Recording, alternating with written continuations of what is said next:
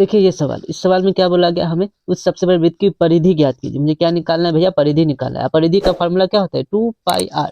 परिधि का फार्मूला होता है हमारा 2πr, यही होता है। अब मान लीजिए मुझे यहाँ पे कॉन्सेप्ट नहीं पता है, तो मैं इस सवाल को कैसे निकालूंगा। देखिए 2πr है, 2 इंटू पाई का मतलब कितना होता है 22/7, यही तो पाई का मतलब होता है 22/7, और गुने क्या हो जाएगा हमारा आर। आर का वैल्यू मुझे निकालना नहीं आता, मुझे कि इसका कॉन्सेप्ट अगर नहीं पता है तो भी मैं इस सवाल को ऑप्शन से देखिए सॉल्व कर सकता हूँ। देखिए जो भी आंसर आएगा वो क्या होगा हमारा 2 और 22 का मल्टीपल होगा, है ना, 2 और 22 का मल्टीपल होगा, क्योंकि ऊपर में क्या है हमारा 2 गुने 22 है।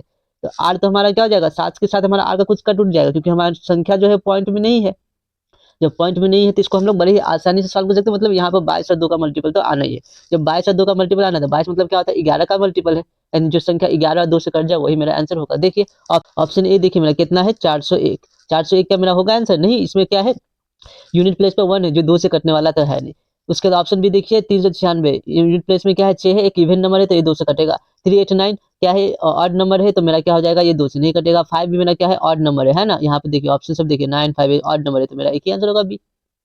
कितना आसान सवाल था। और इसके पीछे हम लोग अब कॉन्सेप्ट वगैरह नहीं पता है तो भी हमारा क्या होगा सवाल बन सकता है, ऐसा नहीं कि नहीं बना सकते। और कॉन्सेप्ट पता है तो भी हम लोग ऑप्शन से करेंगे ताकि हमारा जल्दी हो जाए। इसमें कॉन्सेप्ट भी क्या है, कुछ नहीं है। कॉन्सेप्ट कहता है कि यहाँ पे क्या है, दो दो यहाँ पे आयाम दिया हुआ है, 126 और 226 मीटर। तो एक हमें आयत खींचना है जिसमें हमें एक वृत्त बनाना है, और मुझे वृत्त का परिधि निकालना है। तो पहले मुझे वृत्त का आर जानना पड़ेगा, और आर क्या होगा यहाँ पे पहले हमें व्यास जानना पड़ेगा। व्यास निकल गया तो आर निकल जाएगा ना, क्योंकि व्यास का आधा होता है आर।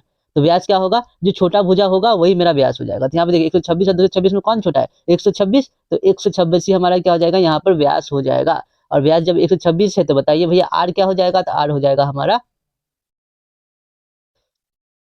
आधा। आर हो जाएगा हमारा किसका 126 का आधा। 126 का आधा कितना होता है मेरा 63। तो यहाँ पर आर की जगह पे क्या होगा 2 गुने 22 गुने 7, 22/7 गुने आर। आर का मान कितना आ गया हमारा 63। तो 7 से 63 को 9 बार में काट देंगे, अभी यूनिट प्लेस हमारा हो जाएगा, क्योंकि यूनिट प्लेस अलग है। देखिए 2 दूना 4 और 4 नवा 36, 36 यानी 6 आएगा लास्ट में, तो ऑप्शन बी आ रहा है। इसी जैसा सवाल हमारा क्या दिया हुआ है, और एक सवाल दिया गया, देखिए यहाँ पे इसको सॉल्व कीजिए, आपके लिए होमवर्क कमेंट कीजिए।